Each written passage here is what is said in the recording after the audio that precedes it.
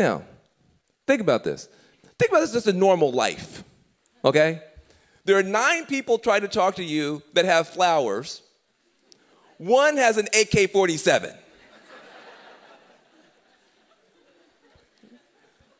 Who winds up at the top of the memo, right?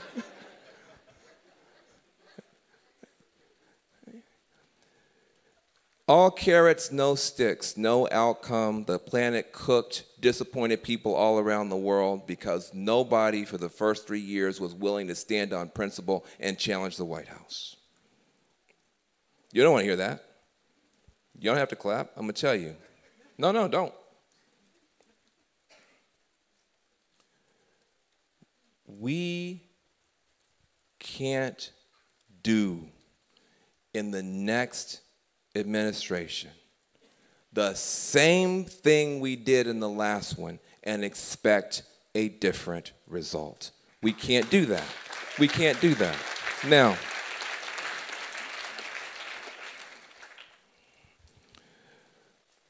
I say this with nothing but love and respect. You know what I'm doing. You see me on TV every day defending, and you know, this is not a political thing, but you know who I'm voting for. That's not what I'm talking about at all.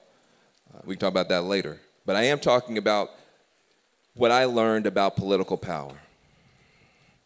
You have to have a president who's willing to be moved, number one condition. You remember the war with Iraq. You had a president who was not willing to be moved. He was going to go to war no matter what.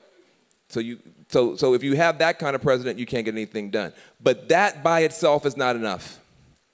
Having a president willing to be moved is not enough. You also have to have a movement willing to do the moving.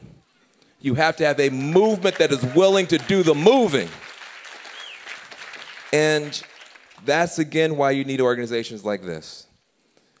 When the oil spill happened, can you imagine? Just imagine if George W. Bush had been president and we had the biggest oil spill in American history, slicked up the coastlines in 3 states, destroyed industry, put people out of business.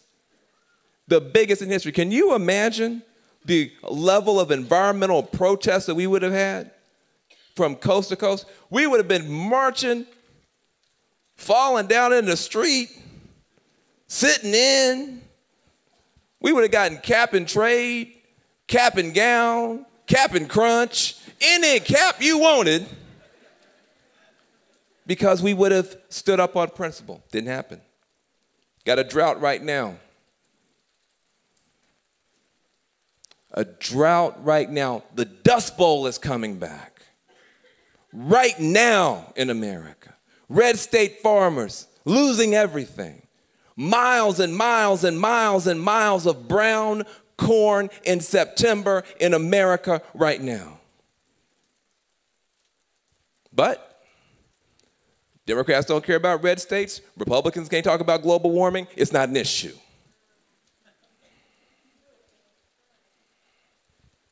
Look at the dots. Can you imagine? I'm talking about our failures now, our moral failures that we have to address as we move forward.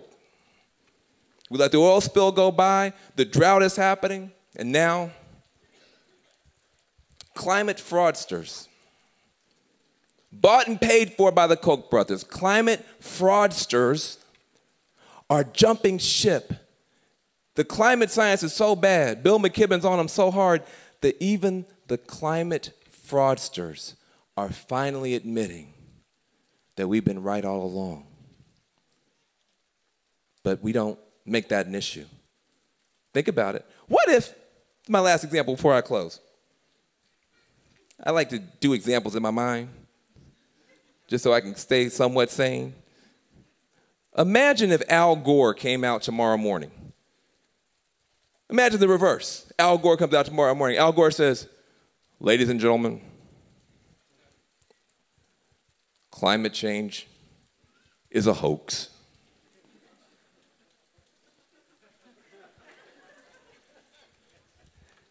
How long would it take before all 6.7 billion people on Earth knew about that?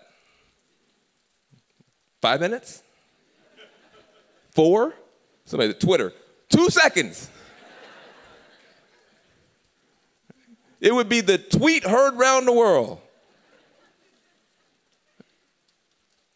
Because the people who are trying to stop us are serious. We have to make sure that the whole world knows that even the climate fraudsters now agree with Bill McKibben.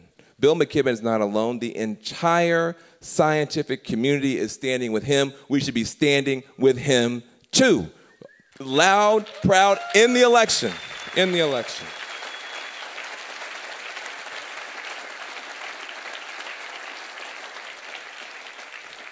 So now I'm going to go to my close, and let me tell you something.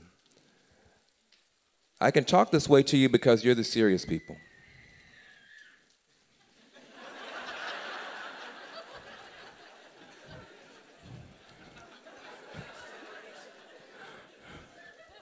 So, look. That's the next generation that's scared to death. Exactly. She said, that's the next generation scared to death. Thank you, Dad, for bringing the baby here. Give that baby a round of applause. Thank you for even being here, baby.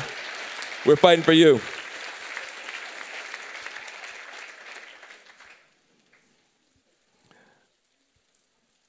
I'm worried. I'm worried. But I don't feel hopeless. I feel like Bill McKibben, very alert. I'm willing to self-criticize. I'm willing to cut away anything standing in the way of us being effective. Because I do believe that this is the moment that humanity will determine and announce to the universe who and what we are. If you are a person of faith and you believe that there's a creator who created humans with something called free will, then the implication of that is that even God doesn't really know who we are. We will announce to the universe who and what we are by the choices that we make, the tough choices, not just the cheap rhetoric, but the tough choices we make in this century, in this next 50 years. We will determine what kind of creature a human is. We don't know yet. Are we locusts? Are we locusts?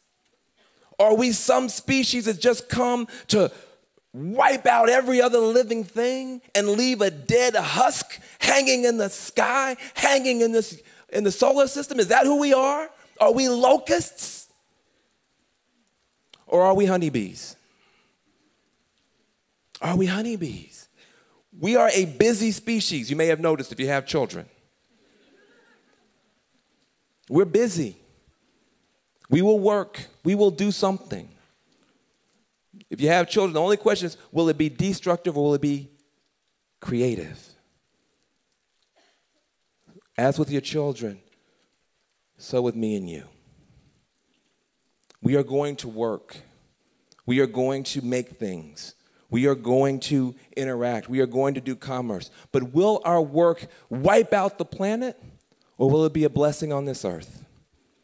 That is the question. We have the tools and the technology to make our work be a blessing on this earth. The best of you are doing it in Vermont every day. Your work is a blessing. It's bringing forward clean energy, better food, organic food systems. It's cooperative. It's public-private. It's an example. And yet we still hold back. We aren't willing to march. We aren't willing to upset the apple cart. We aren't willing to re-elect someone and then challenge them to do better.